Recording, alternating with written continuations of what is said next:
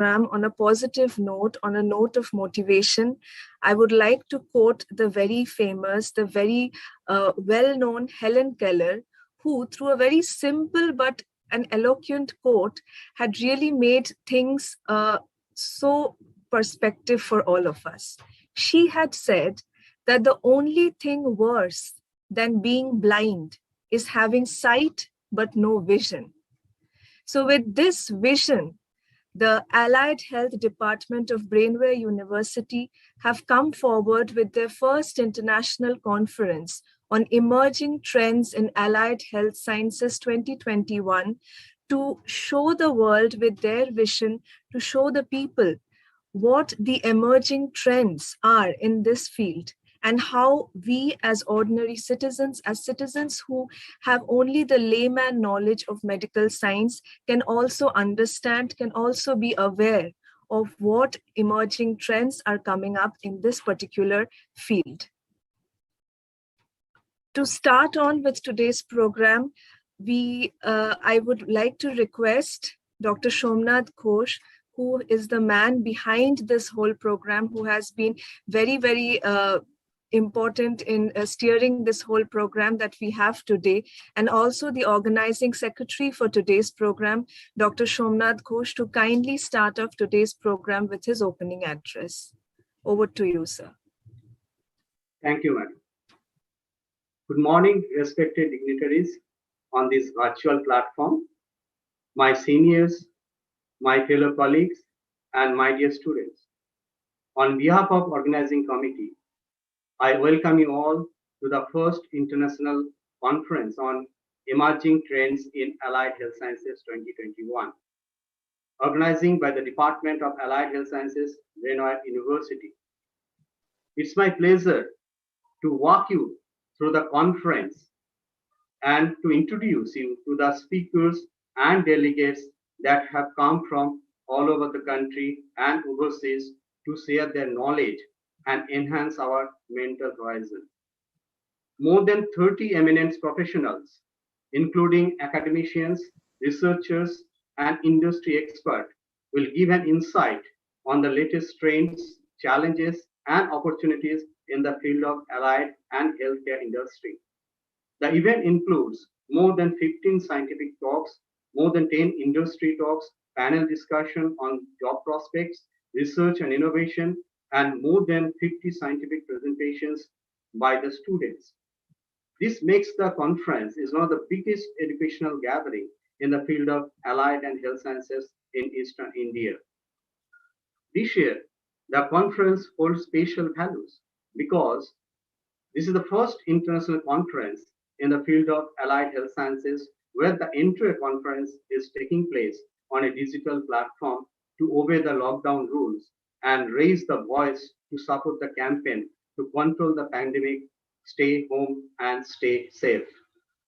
We are hopeful that our presence will surely enhance the spirit of this educational gathering. Thank you. Thank you so much, Somnath sir, for that eloquent speech and for welcoming everyone to today's program. To start off the program on a very pious note, we would begin the lamp lighting, which will be a virtual lamp lighting, which has been through the help of technology. Nowadays, we can do anything, almost anything that we want. So our lamp lighting session is going to be a virtual lamp lighting session. So let us begin.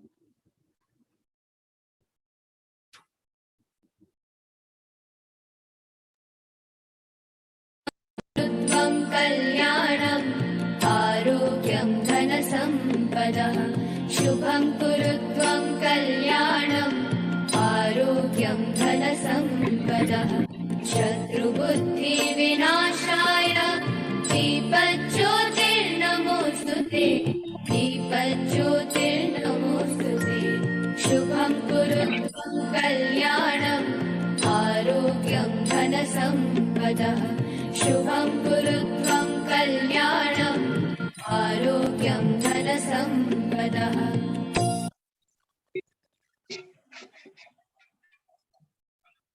in Chinese Would kindly request everyone to kindly mute yourselves when someone is speaking.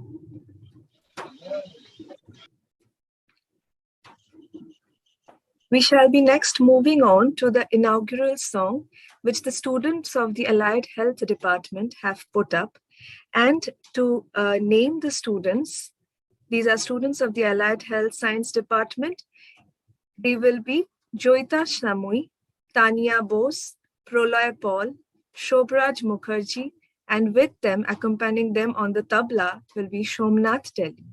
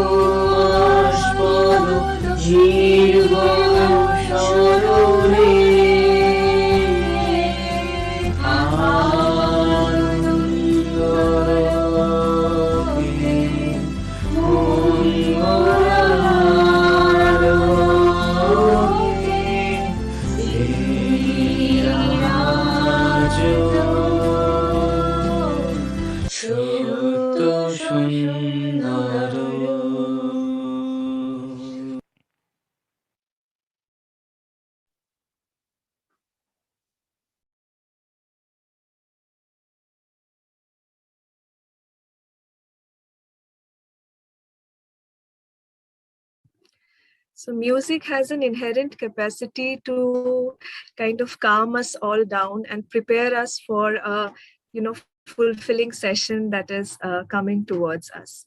So on that very beautiful note, I would like to invite Dr. Tomal Kanti Ghosh, Special Secretary, Medical Education, Government of West Bengal, to provide us and to give us the inaugural talk. Sir is the chief guest of today's program. Dr. Ghosh, we welcome you to today's program, and we are so thankful that you could join us today. And I hand over the session to you now, sir. Thank you very much. Good morning, everybody. Chancellor, Vice Chancellor, Dr. Somnath Ghosh, Dr. Mukherjee, and other dignitaries, participants. It's a great pleasure that you have invited me for this inaugural program of the conference. So first of all, I'd like to say that this allied health sciences, it's a new coming up field. Previously, if you go to the history back, you will see that in medical sciences, initially the paramedicals, there was no proper training for paramedicals. There was no courses for paramedicals. It was simply some people attending hospitals, they were on-job trained, and then they were designated as technicians and paramedical staff. But later on, it was felt that there should be some program for the paramedics, because paramedics is one of the important backbone of the medical sciences. So it was felt initially only certificate courses for 1 year were started, and later on diploma in different paramedical courses were started by state medical faculty and medical institutes throughout the country. Now, later it was felt that the paramedical sciences is an upcoming discipline, is a very important discipline. So we should have undergraduate, postgraduate, and also doctoral courses in paramedical and health sciences. So if you as the government of India has already decided that we will have no diploma courses, it will be the allied health sciences and paramedical courses will be having undergraduate courses, bachelor degrees, master degrees, and doctoral courses. So I'll convey my best wishes that in this case, Brainware University has come up with allied health sciences, and as we know that the requirement of this allied health sciences and the paramedics is increasing day by day. And it is one of the important aspects of the health science. The health sector, the health industry is increasing. You all have an experience that in Calcutta there were few hospitals. Now there are a lot of hospitals there. So we need lot of staff, lot of human resource to augment the services, to give help to the treating physicians. And if you see that there is a lot of instrumentation and also the technology which has come into the field, like MRI, CT scans, and other high-ended equipments in the laboratories and other fields in dialysis, in critical care, OTs, a lot of it. So you need some technical persons with a good background, with a good knowledge, with a good training to man all this. Apart from this, we also need some people who can do the research in the field of allied health sciences. So we need at one hand, we need some people who can work in the field of health sciences, and on the backdrop, we need some people who can develop, who can do some research to develop some newer techniques some newer equipment so that can augment the healthcare facility, the healthcare delivery system in the country, not only in the country, also throughout the world. If you go to actually don't have any data what is the actual requirement.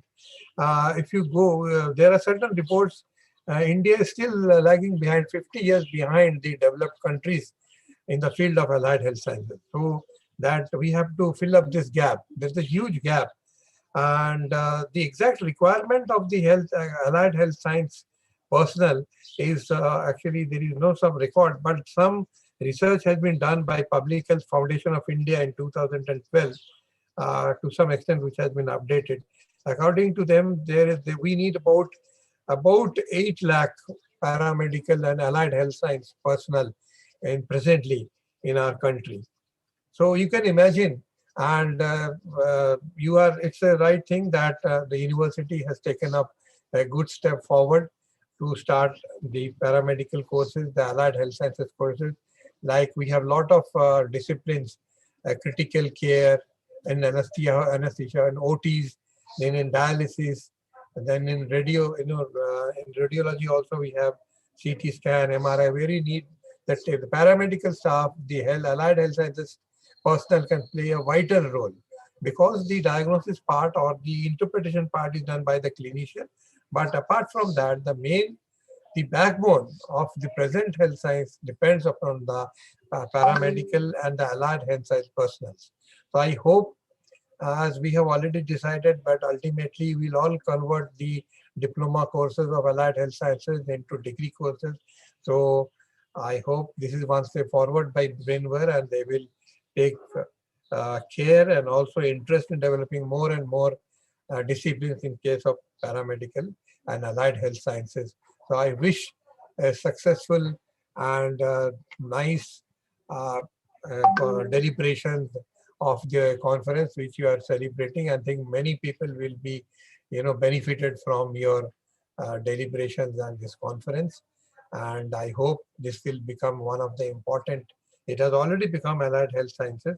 It will be one of the recognized by the government which has already been recognized by Government of India, allied health sciences. And that's why they have focused and they have stressed that we should have only degree and postgraduate degrees and doctoral courses in the allied health sciences. With these few words, I wish you all the best to all the participants, all the dignitaries and all the officials of the university. Thank you very much. Thank you so much, sir. Thank you so much for those words of motivation. I'm sure we will require it and we shall need it for our days ahead. Thank you so much, sir. Our next speaker is one without whom we would all not be here today. Brainware University would not have been standing here today. And we owe our allegiance to him. And it is with great pleasure that I would like to introduce this person. But before we introduce him, let us go through a short clip on this amazing human being, who is the backbone, who is the founder of Brainware University.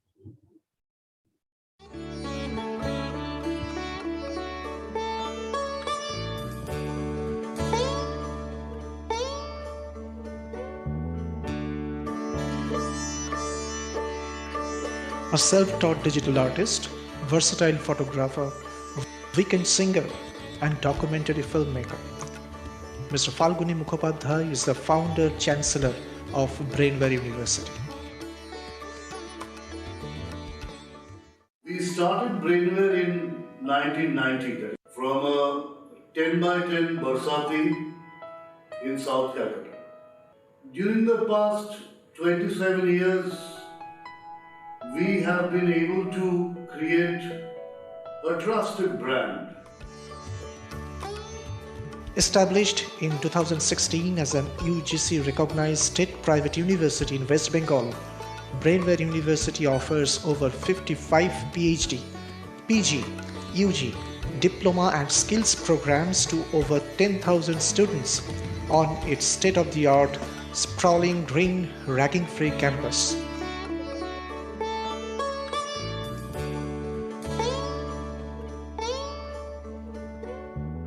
Born on February 28, 1955 at Uttarpara, Hooghly in West Bengal, he did his schooling at Ramakrishna Mission Vidyalaya, Narendrapur.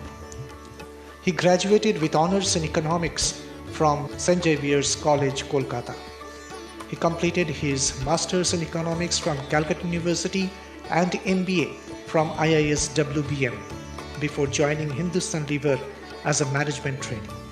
He worked as a market planner for the ABP Group for nearly a decade before striking out on his own and blazing a trail with Brainware.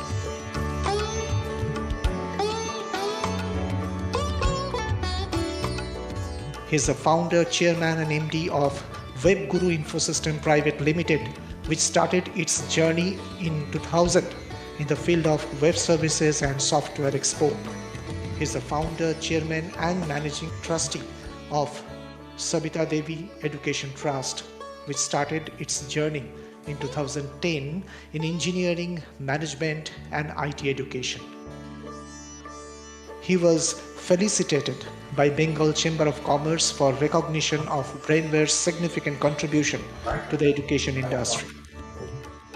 It is indeed a great honor and privilege to have him graciously joining us at the inaugural ceremony.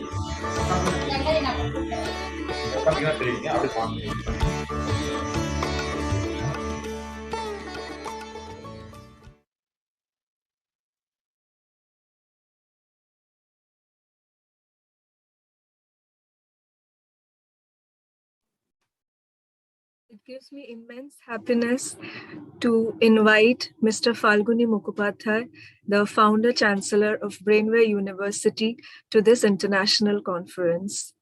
Sir, I hand over the session to you. If you could kindly grace us with your. Thank you, Shatovisha. This film was a surprise. I had no idea that there will be a film that will be shown. Good morning and welcome to our first international conference on emerging trends in allied health sciences 2021, organized by the Department of Allied Health Sciences, Brainware University. With technology playing a major role in the effective delivery of healthcare system, coupled with the increasing importance of allied health workers, it is becoming imperative to offer them continued training in emerging technologies. Hence, as I understand this conference, we are privileged to have more than 30 eminent professionals, including academicians, researchers, and industry experts from India and abroad. I heartily welcome them all and thank them for finding time to participate in this event. Thank you.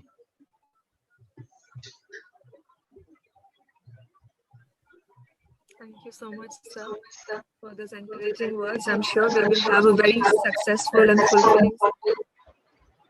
I would request everyone, all the students, to kindly mute yourself so that we can be heard easily. Our next guest, who I would want to call upon, is a person who is behind every successfully driven initiative that Brainware University has had over all these years. He has been an integral part of the education system, of the management system of Brainware University. It gives me great pleasure to welcome our Vice Chancellor, Sir, Dr. Professor Shankar Gangopadhyay, sir, to today's program. And sir, we welcome you and kindly grace us with your words so that we can complete the session fulfilling. Thank you, Shatovisha. Good morning, everybody. Hope everybody is physically and mentally okay in this pandemic situation. I'm really feeling honored to address this learned gathering in this one-day online international conference on Emerging Trends in Allied Health Sciences 2021. It has been organized by the Department of Allied Health Sciences of Brainware University. At the outset, on behalf of Brainware University, I extend my heartfelt welcome to all the participants of this conference. I'm really grateful to the honorable speakers who have spared their valuable time in order to enrich the participants in this emerging area. I'm also grateful to the organizers of this conference of huge contemporary interest in the health sector. Allied health sciences, as such, deal with all kinds of diagnostic techniques which are being used in medical sector. Radio imaging, pathology, optometry, dialysis, cardiac technology, physician assistant are a few courses which can be named in this context. Today, when the world is facing the challenge of COVID-19, the healthcare system requires the services of trained and skilled workforces for necessary management of the situation. These workforces are multidisciplinary, and this includes doctors, nurses, allied health professionals, and other ancillary support staff. The allied health professionals provide diagnostic, therapeutic, preventive, curative services which are extremely important in treating COVID-19. In fact, in this pandemic situation, many allied health professionals have been subjected to infection, but they stood firm with the patients and provided round-the-clock service. Due to the dearth of trained and skilled allied health professionals, many hospitals in India are facing problems in providing quality health care to the patients. This is due to the reasons that the number of healthcare institutions in India is less, and as such, the number of allied health professionals produced by those are not sufficient to satisfy the demand of healthcare. The said gap I have been talking about can be reduced appreciably if the medical institutions start allied health program. Coupled with that, if the universities follow suit, the problem can be minimized at most. Again, the allied healthcare is the domain where students get many options to choose as their career. For example, work in hospital, industry, academic institution, research organization, home care, etc. Further, I take this opportunity to mention that this conference will provide the ideal tool for promotion of allied health sciences to a new height in terms of its potential in health sector. This will be the ideal platform where students can interact with each other and share their ideas. In addition, they can obtain valuable advice from the honorable speakers in this conference. I do hope that this conference will provide enough opportunity for enhancing the potential of budding allied health professionals. Research articles are being also invited from the students where relevant ideas can be showcased by them. Finally, I feel it is pertinent on my part to add a few words about Brainware University. Brainware University was established in 2016. Within this short period, our student strength has gone up to 3,500 plus, with 250 plus faculty members and 50 plus undergraduate, postgraduate, and PhD programs. Along with this, there is skill training. If we take care of skill training, then the student count will be around 10,000 plus. The placement profile of our university is excellent. Side by side, the academic performance of our students is also praiseworthy. The founder of Brainware is Mr. Falguni Mukhopadhyay. He is the chancellor of the university. Right from the first day, he has been upholding the maxim of quality education, proper training for jobs, and affordable fees. I don't feel like lengthening my address anymore. Finally, do hope huge success of this conference, and as such, sufficient enrichment of the budding allied health professionals. Wish you all remain well and safe during this pandemic. Thank you. Thank you so much, sir. Thank you so much for your continuous encouragement and your continuous efforts behind every department of this university. Thank you for your words. Our next speech shall be by the guest of honor for today's program. He is Padma Shri awardee, Professor Dr. S. Natarajan. Before handing over the session to Sir, I would want to say a few words about Sir's accomplishments over the years. Professor Dr. S. Natarajan is a third-generation ophthalmologist, currently president of all ocular trauma societies in the world, and a pioneer in vitreoretinal surgery in India. His late father, Professor Dr. N.S. Sundaram, and grandfather, Dr. Nataraj Pillai, were respected ophthalmologists in Tamil Nadu. Presently, he is the president-elect of the All India Ophthalmological Society. He is considered an authority in vitreoretinal surgery in the world and is keenly involved in academics and research for prevention of blindness. Aditya Jyoti Eye Hospital was established in 1990 by Professor Dr. S. Natarajan at Dadar and has expanded into a hospital at Wadala in the heart of central Mumbai. Sir, we are extremely grateful and honored to have your presence in today's program, and I am sure that your words will grace the program beyond limits. Without wasting any time, I would like to invite Professor Dr. S. Natarajan for today's program to deliver his speech. Sir, the stage is all yours. Thank you very much, and thanks to Dr. Somnath and all of you. So I'm happy that I'm here to, so I'm just share my screen. Thank you so much for the kind introduction.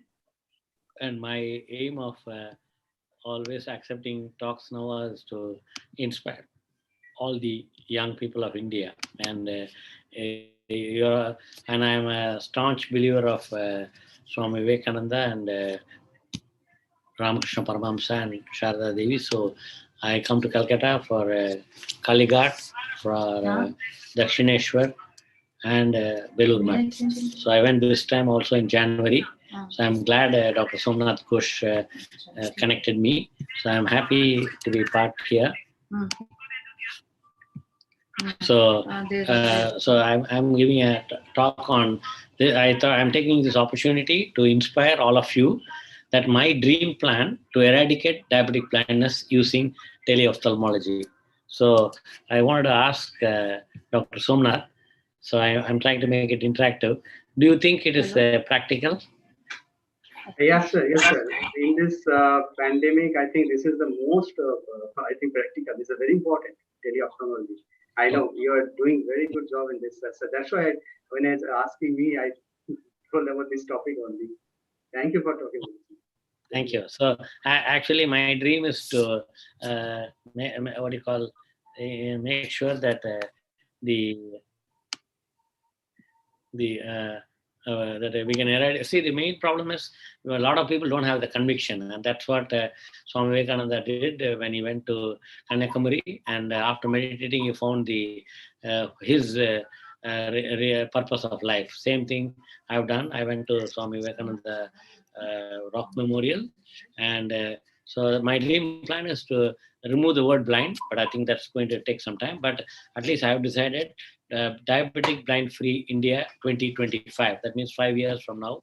So we need teleophthalmology, teleoptometry, and also, which I'm going to talk, which anybody can screen for diabetic retinopathy. That's my dream. So according to the International Diabetic Federation, India has 77 million diabetics. In fact, by 2030, according to the estimate, 101 million will have diabetes, and by 2045, it will become 134 million. What is the point?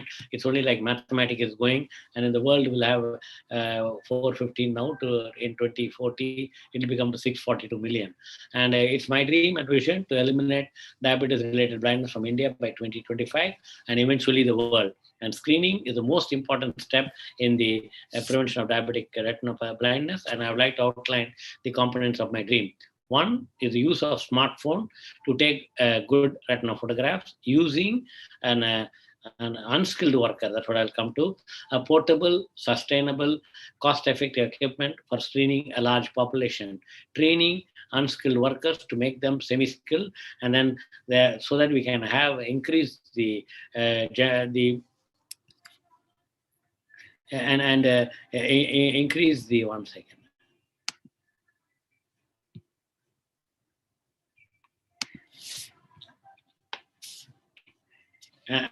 So that portable, sustainable, and cost-effective equipment for screening a large population, training unskilled worker to make them semi-skilled, and generating employment among the uneducated youth of India, preventing them from being burdens to the society. By this, I'll explain to you so generating semi-skilled manpower to screen diabetics in the 664,369 villages of India. So the main thing, I also met the governor of West Bengal and gave this plan, and I'm planning to come to meet the Chief Minister, Mamta Devi, and also give this idea, because I want to meet every chief minister and give them for their state, because health is a state subject. So when I say training unskilled worker, is train anybody. So anybody means peon or any school pass out or fail. That's what we have done in Mumbai. So with the ever increasing number of diabetics and the limited number of eye doctors available in India, it's difficult to screen all diabetics, especially those living in remote locations. And the fundus cameras currently used in taking retina images are expensive and not portable. And the solution to this problem is to train people to take fundus images using a portable camera and use artificial intelligence to detect referable cases, so that need for ophthalmic surgeons for screening is minimized and they can utilize their time to treat those who are actually in need. So the role of artificial intelligence, and artificial intelligence is likely to be the best or worst thing to happen to humanity. It is up to us which one it's going to be. So I take a lead, and I'm a positive man, and with the blessings of Sri Ramakrishna Paramahamsa, Sharda Devi, and Swami Vivekananda, it has to be the best for the humanity, because we have to be the master to make the AI as our servant, rather we be servant to the technology. And we need more. We have to make use of minimally trained staff already available. We arm them with AI to bridge this gap.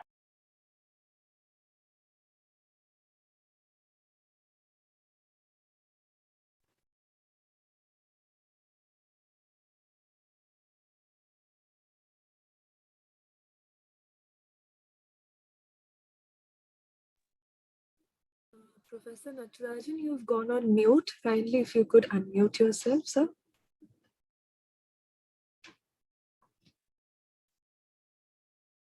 Sir, you're still on mute.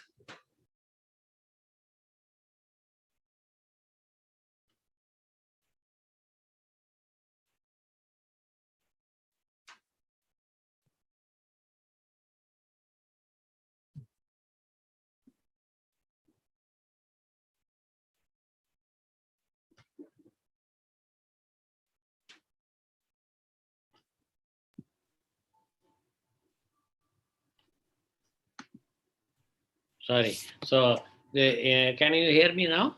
Yes, sir, loud and clear. We arm them with AI to bridge this gap. So this is a definition which I love. Intelligence is the capacity to analyze, think, make a decision, and categorize. So I think Swami Vivekananda has mentioned this. Education should teach us to focus as well as concentrate. And that's why every time I call The Secret of Concentration by Swami Vivekananda. So this, unfortunately, the average individual is not using it. But anyhow, we have to use this, which is God-given. We have to stimulate. And artificial intelligence involves training the computer to develop this capacity. And the computer is trained to accept retina pictures properly taken by the trained semi-skilled worker, compare it with thousands of previously provided diabetic retinopathy pictures, and based on that, notify the staff which patient needs to be referred to an ophthalmologist, labeled as referable diabetic retinopathy. And Google has done that, and we have also done that. So role of the AI is the integration of retinal photography and AI. AI-based grading and diagnosis system for referable diabetic retinopathy performs the following procedure fully automatically: identifies fundus features, classifies image quality, classifies the existence and severity of disease based on deep learning technology. That means we don't have to use our training or our brain to do that, or you don't need an image reader. So the advantages: general practitioners, primary care physicians, the optometrists, other caregivers can easily diagnose referable diabetic retinopathy using this an affordable innovation, which is the potential to make a huge impact both on the disease's social and economic dimension. And advanced image processing capabilities allow clinicians to work even with low resolution fundus images and relatively lower cost than manual methods. And accuracy about 90% according to the initial pilot studies, which improves as additional data sets are gathered. Highly scalable process with quick response time. Solution is extensible for detection of glaucoma, Alzheimer, using the optic nerve, glaucoma, many things using the blood vessel. And Google has already, Sundar Pichai announced that we can use the blood vessels of the retinal photographs and predict any ischemic heart disease. And emerging healthcare technologies focus on reducing the unnecessary visit to medical specialists, minimizing the overall cost of treatment, and optimizing the number of patients seen by each doctor. Disadvantages: a negative AI-based finding may give the patients a false sense of security about the totality of their eye status. Emerging evidence from the Joslin Diabetes Center shows that diabetic retinopathy lesions in the peripheral retina are highly predictive of which patients will develop proliferative retinopathy, the blinding form of the disease. We are happy to inform you Aditya Jyoth Eye Hospital and Aditya Jyoth Foundation for Twinkling Little Eyes, which is an NGO, has published a first of its kind world project for the screening of diabetic retinopathy. Use of semi-skilled health workers and AI deployed on a smartphone, which is the first in the world, non-mydriatic retinal camera and municipal dispensary in Mumbai. And the plan of action: screen, diagnose, and treat. And we make a pre-camp awareness, assembly of diabetics, capturing of images and uploading and diagnosed by eye doctor or image grader or AI or non-AI. So this is a iPhone which is fitted on the Remedio infrared device. Both can be charged and which can be mounted on a suitable bike for transporting, which is again, we are the first one to transport the Forest camera made by the another company in Bangalore, and this is Remedio. Both can be mounted on a table. Only thing is, this is a fundus on phone, and both the parts can be charged, and so that you don't need electricity, you don't need internet. And here you see capturing fundus photo using the smartphone, and you can see our optometrists or even trained girls do this. And this is a video which shows the video which anybody can be trained. We can take the optic nerve pictures, blood vessels, and then this can be applied to the AI, which is there in the camera, in the fundus mobile phone itself. And that's by the Meteos, which is a software company now taken over by Remedios. The blue color is the one which identifies the abnormal color difference in the retina photograph, and which also compares with the previously stored picture and gives the answer in 30 seconds, which is one of the best in the world. And I think we are the first project, and we want to say we want to use all over India, and we want to be ahead of Google on diagnosing diabetic retinopathy and without high-tech instruments.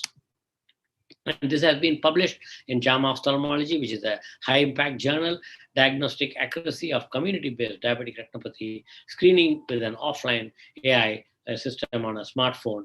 And this comes in the top 10, which is the number 5, the most talked up article of 2019. And I'm glad that this has made the thing. And we also, thanks to our team, headed by Dr. Radhika at that time and Dr. Then Ashwini, who was an optometrist. On 26 January 2019, mega diabetic retinopathy screening camp in Dharavi suburb using 13 fundus on phone devices given by Remedio.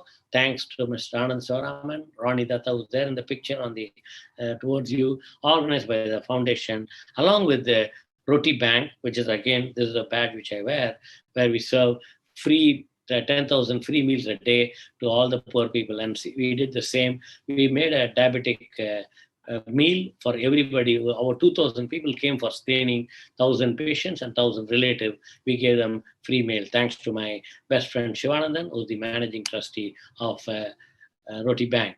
And 649 diabetic patients were screened using fundus on phone, and 53 were diagnosed of diabetic retinopathy, thanks to our team, which gave the free treatment. And here you have see the myself and Dr. Radhika's name in the Guinness World Record.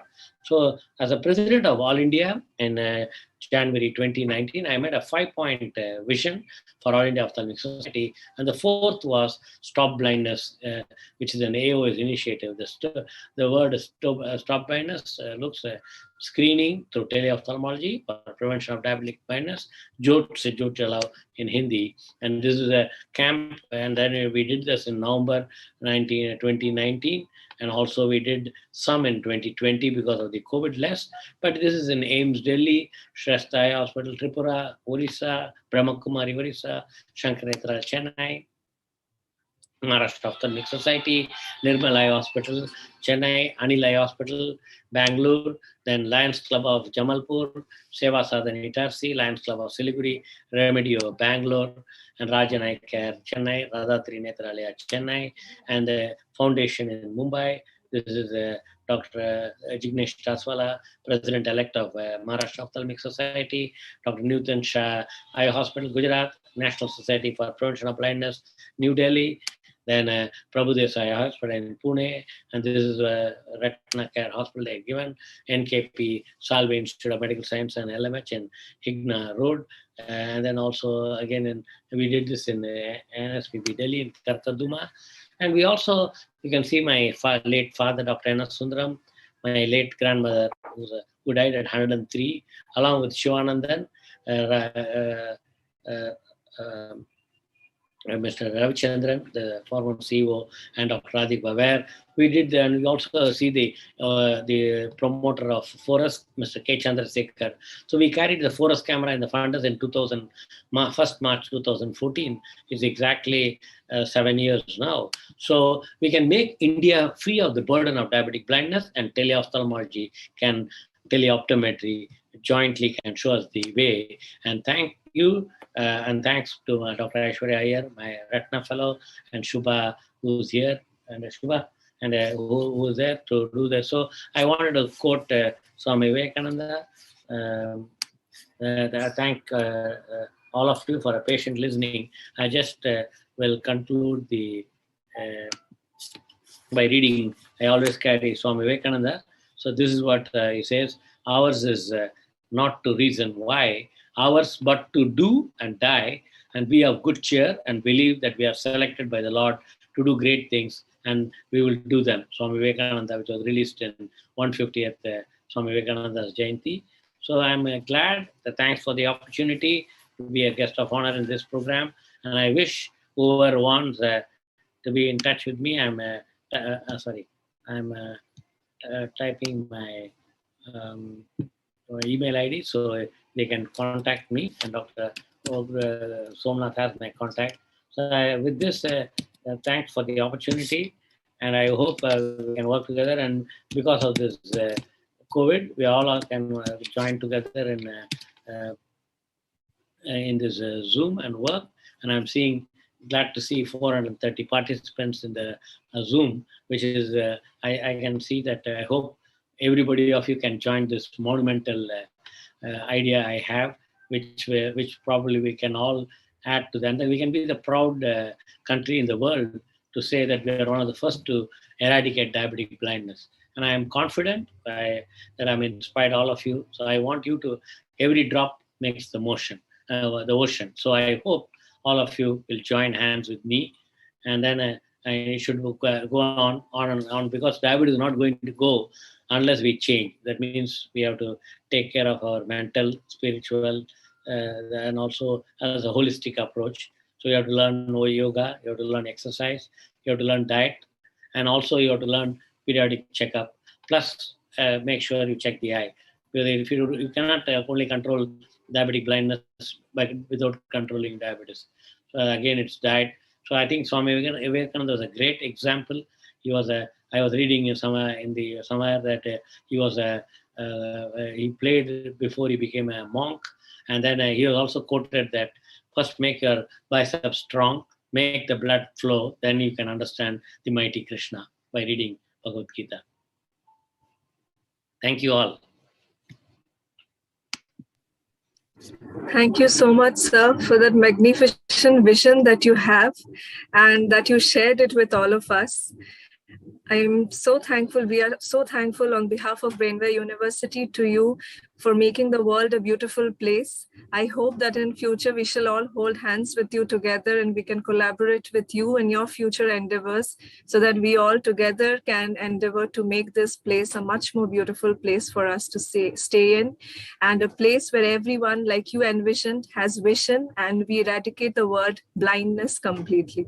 Thank you so much, sir, for that great speech. Thank you very much.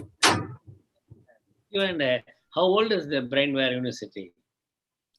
The university was established in 2016. 2016? Yes, sir, the university. But before that, we had the engineering college already. Okay. So where is it located?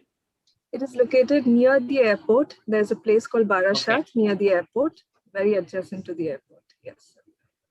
Oh, okay. So little in the outskirts of the city. Yes, I heard you visited Kalighat and Dakshineshwar, and yeah, it's a little bit of the Absolutely. absolutely. So I keep coming to Calcutta, and I love because when I was in Shankar Netralaya, every day I was seeing something like 50 patients from West Bengal, because of the Coromandel Express will come, and my operation list out of 6 cases, 5 will be from Bengal. Only thing I settled in Maharashtra, which is in the Western India, but I love Bengal. So maybe the next time you come, and hopefully the pandemic is over by then, we would love to have you visit our university physically, where you can interact with the students and all of us. Thank you so much, sir. So thank you, and thank Dr. Somnath. Thank you, sir. Thank you so much. Thank you so much. Thank you. So we will work together. I mean, whatever way you want in future, we are happy to. I'm really happy to collaborate. So I think now we are actually having a collaboration with Vivekananda Education Society Institute of Technology in Chembur, where I love to go there because in the campus we have Swami Vivekananda. It's about a 10 or 15 feet high sitting posture, a statue. So I love to go there, and the name also. And we have a visit Aditya Jyot Innovation Center there. So we want to work with the people like you constantly, so that I can learn from the young people. Thank you, sir. We'll definitely collaborate in recent future. Thank you. This pandemic is over. Thank you. Bye. Bye. Yeah. I would like to request the next speaker for today's program. I would like to request our respected registrar, ma'am, Ms. Mohua Pal, ma'am, to kindly join in and provide us with a few words of encouragement so that we can continue this program in a fulfilling manner. Ma'am, if you could kindly join us with your words, and I hand over the session to you now. Thank you, Shatapisha, for the opportunity to address this August gathering today in this program. Honorable Chancellor, Vice Chancellor, Dean, my colleagues, all participants, a very good morning to all of you. And on behalf of Brainware University, I welcome our Chief Guest, Dr. Tamal Kanti Ghosh, who is Special Secretary, Medical Education of West Bengal. Guest of Honor, Padma Shri Dr. S. Natarajan, Padmasri Professor Dr. Ajay Kumar Roy, for being present in this inaugural session. Your presence will definitely motivate us and will help to move on of services towards the student. Department of Allied Health Science is organizing its first international conference. It had already organized a number of seminars, workshops, and in this pandemic period also they have organized a number of webinars, workshops, which motivate our students a lot. So my best wishes to all participants and coordinators for making this international conference successful. Thank you.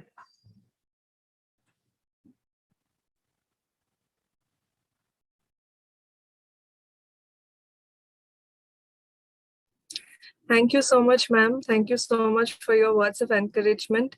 Ma'am has been a very, very important part for all our initiatives that the university has taken up.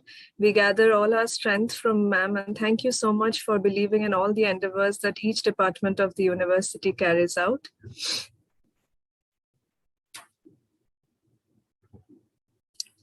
I would now like to call upon our next very, very honored speaker.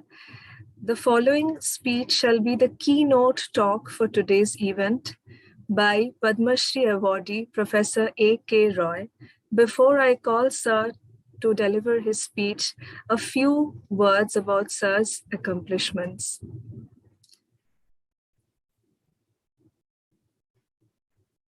Professor Ajay Kumar Rai has just joined JIS Institute of Advanced Studies and Research as its director after his retirement as Professor of Electronics and Communication Engineering at IIT Kharagpur.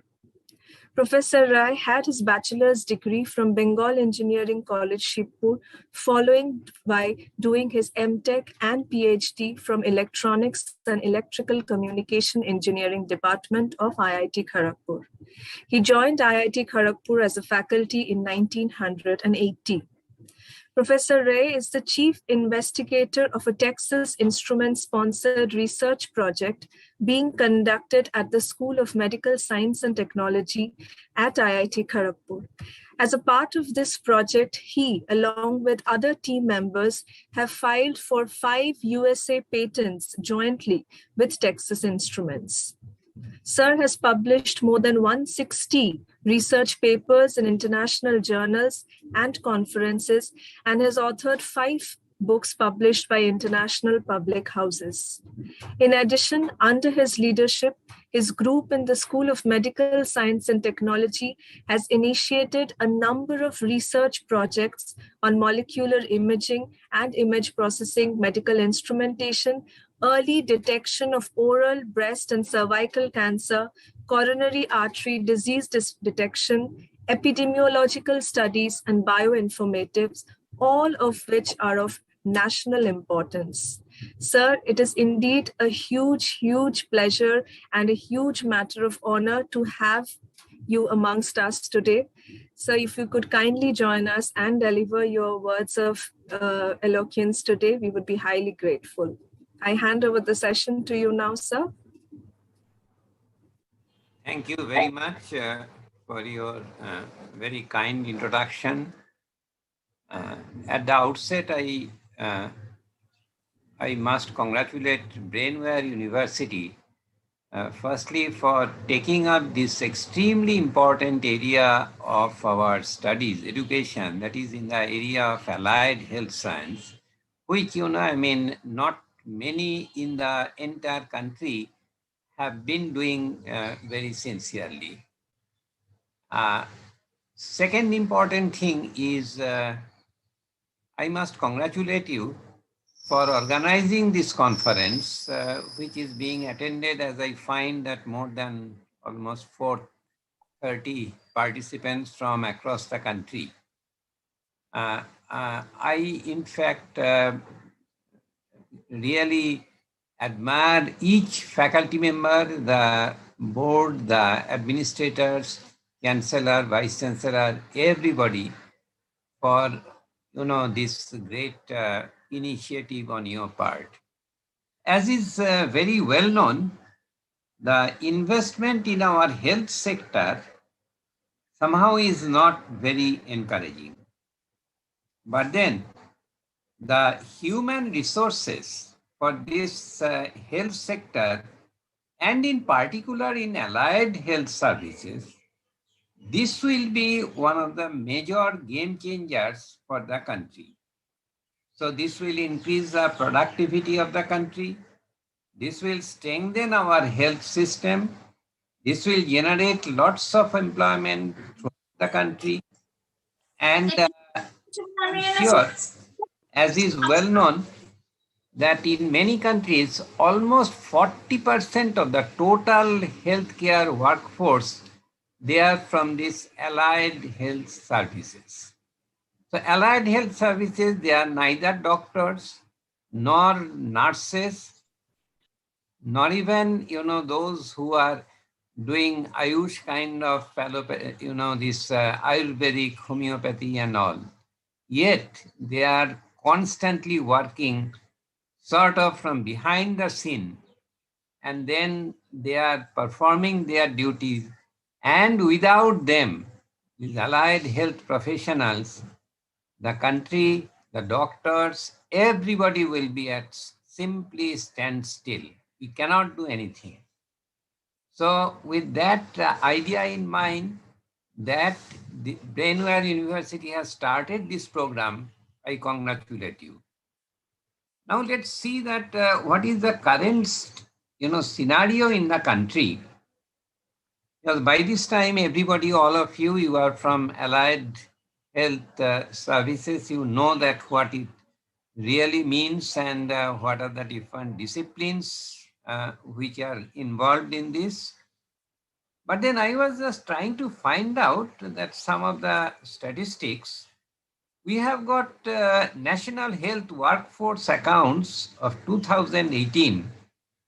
And more importantly, I could get one National Sample Service Office, so which is very,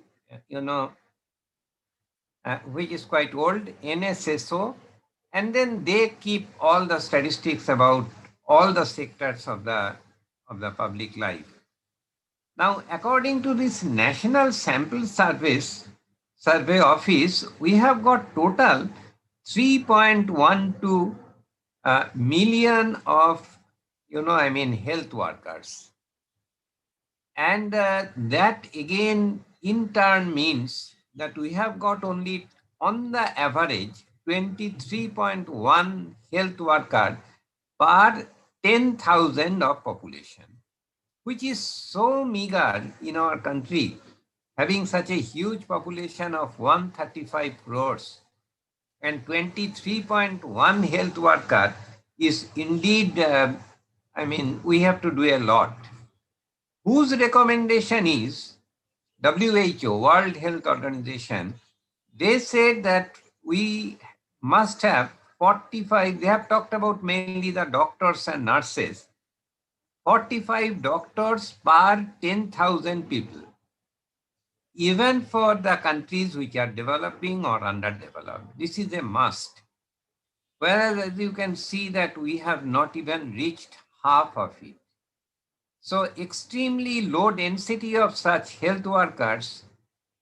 In view of that, India really needs to increase the total number of healthcare workforce, doctors, nurses, midwives, and in my opinion, the most important thing is those who will be associated with allied health services. NSSO, another data, it says that allied health workers, the earlier one was the total number of health workers. Allied health workers without any qualification is 5.7 for 10,000 populations in the country. And qualified ones are 3.1 per 10,000 population. So it's so meager, whereas the allopathic doctors are 6.1 per 10,000 population. nurses are 10.6 per 10,000 population.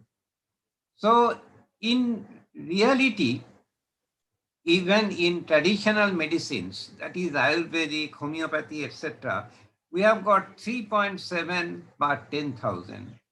But whether it is Ayurvedic, allopathic, or whatever it may be, you need the allied health services because they are the people who will be working in the laboratories as lab technicians. They are the people who will be working in, say, various other services like optometry, in some part of dentistry, although dentistry is not considered to be a part of allied health.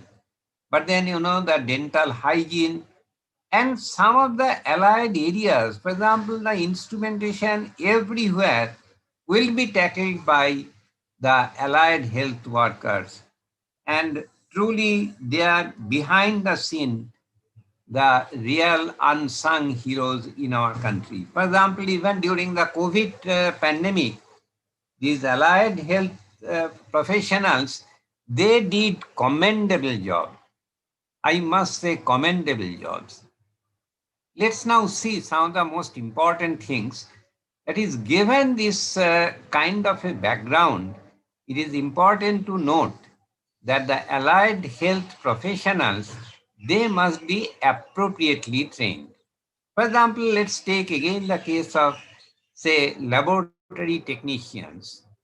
The number of pathologists or radiologists, I can tell you that even in moderately big cities, say Kharagpur is the 4th biggest cities in the towns in the entire West Bengal.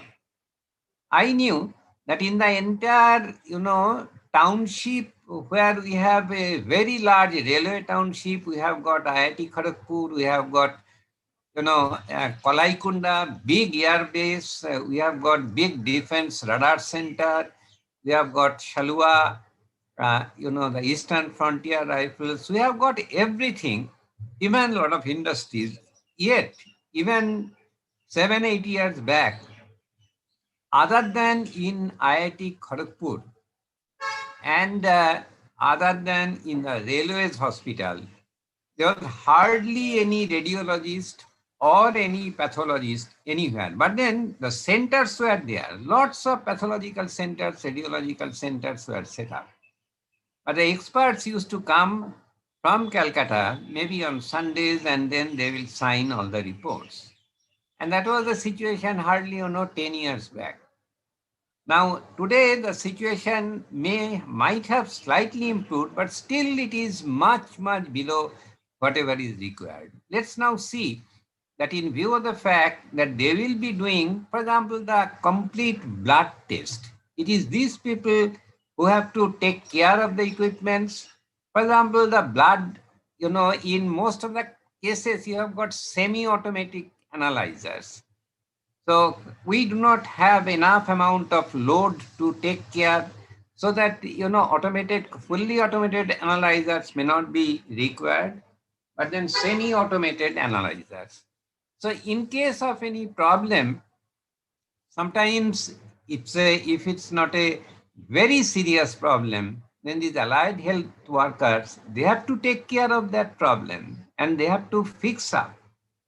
For example, a simple thing like, say, an ECG machine, an ECG recorder. What do? So an allied health worker, in case of because in the smaller places, in case something goes wrong, then getting it repaired again will take a lot of time. So now these people, they will go and they will try to fix it up.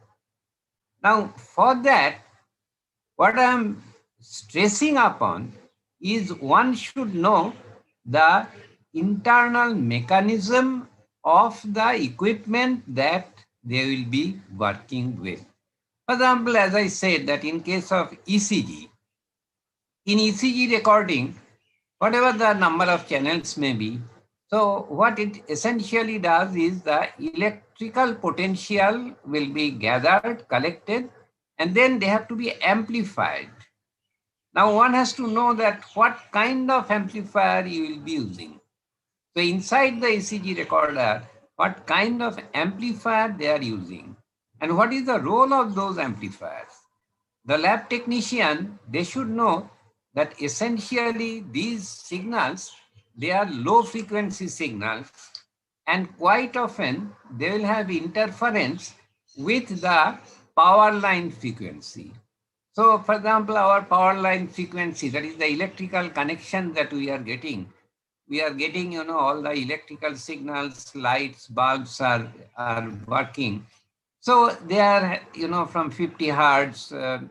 Generally, there's a lot of frequency variation. Let me say that, okay, 45 to 55 or even 60 hertz, etc. In different countries, we have got different kind of, So what happens is the ECG signals, many times, they will have interference with the power line frequency. They are more or less in the same frequency range.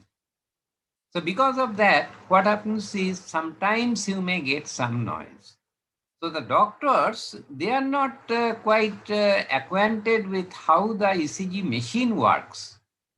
So what they have to know is that there is a probability that there may be power line interference from the power frequency. And as a result, you have to take care of that. The second important thing that needs to be taken into consideration, I'm just telling about, there are thousands of equipments. Say, for example, these professionals, they should know that these are all low frequency amplifiers. So DC amplifiers, they create sometimes some problems. So in many cases, you may find that the ECG signal, it is, continuously, having its base change, as if it is, going up and up and up.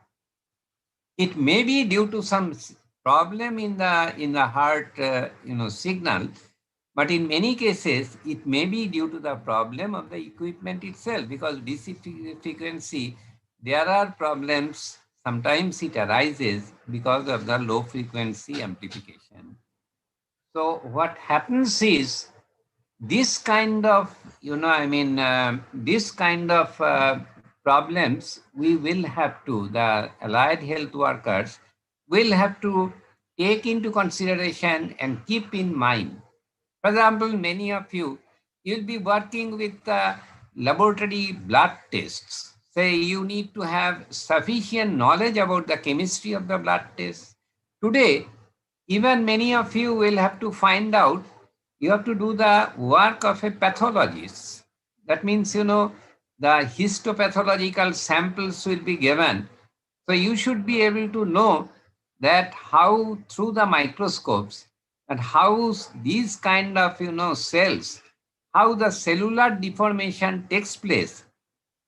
And you should also know what is the probability that the morphology of the cells have changed this much. So what is the probability that there may be some, carcinogenic effect and there may be cancer, or it may be a pre-cancer thing.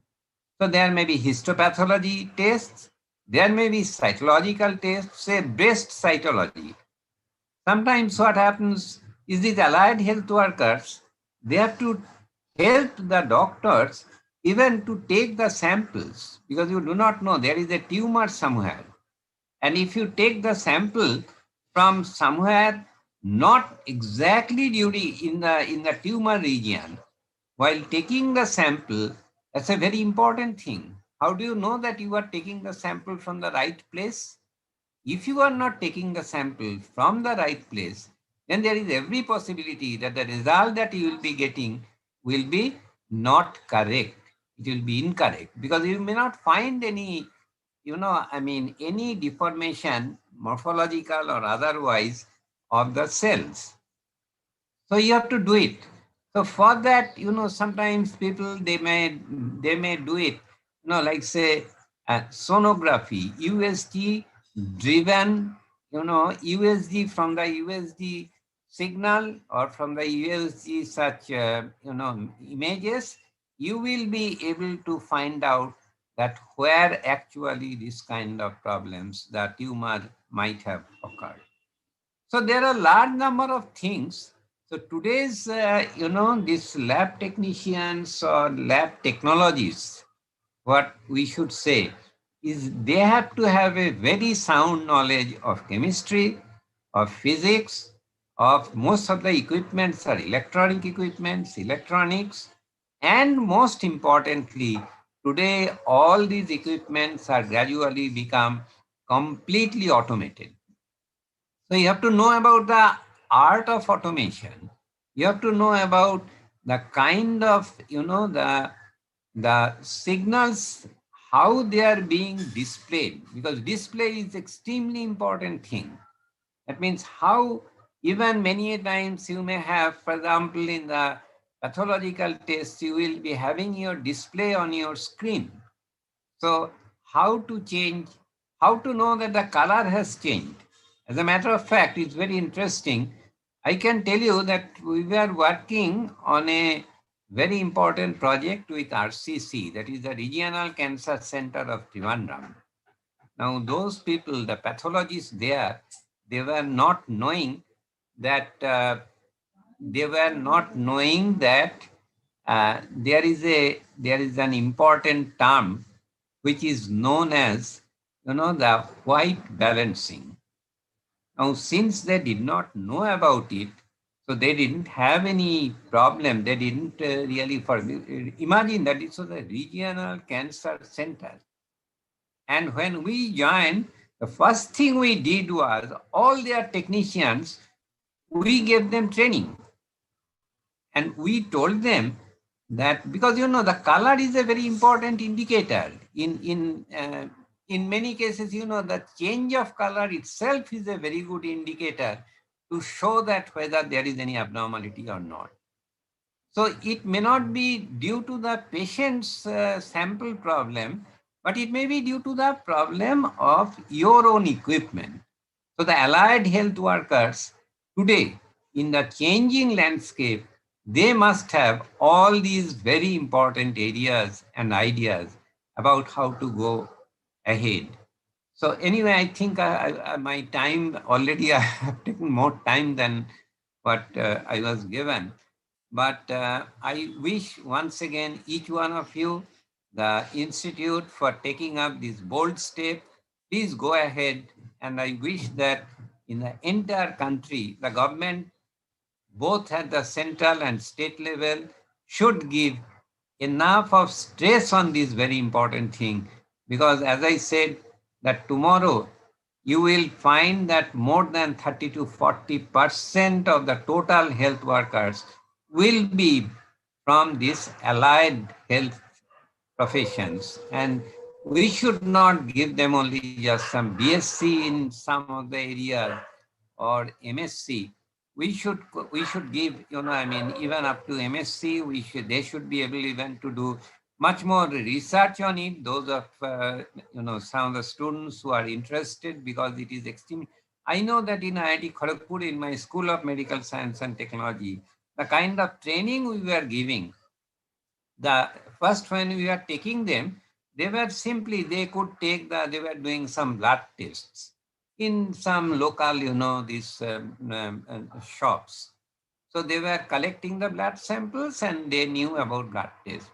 And I'm really so happy today that after 4, 5, 6, 7 years of their constant, because they are working with the equipment, because today's equipments are all very costly, very costly. Even, the microscopes themselves are very highly sensitive and with high resolution, because without that, you will not be able to see the entire thing. USG, the resolution of the image is so important that many times, for example, in breast carcinoma, there are cases where a lot of times the actual samples are missed if the resolution of the equipment is not good. So you should be able to tell the owner or whosoever is your boss that, look, the resolution here is not good. And whatever you are seeing is not enough to give a recommendation. So our health workers, the allied health workers, they should be sufficiently trained with science and technology so that we in the country tomorrow will be really, really very proud of them. Thank you, all the people involved with this great program of your university. Wish you all very best. Yeah. Thank you so much, Professor Rai, for sharing your thoughts with us, for really pinpointing the problem areas with us, because if we do not know the problem areas, we won't know what to work upon. I'm sure the students, the faculty members, all of us here have been greatly encouraged, as well as we have been very, very much, obliged with your words, and I'm sure we shall try to follow your words, and we shall try to inculcate them in our discipline, in our program as much as possible. Thank you so much, sir. Yeah. We are truly Thank honored. you. In fact, I'm now not well, so with a lot of spondylosis problems and all. So I didn't want. Till you took the pain, that was very, very. We are very thankful, sir. Very thankful.